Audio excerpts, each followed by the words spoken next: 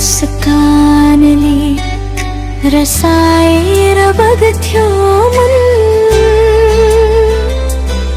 तिम्रो नजरले बनाएको थियो संसार।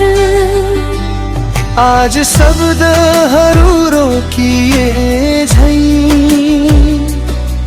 तिमी टाढा भएपछि रुन बन्छ भन न मायालु, फर्कन्छौ कि फेरि मुखडा मेरो मायालु। तिमी नै मेरो सपनाको रङ,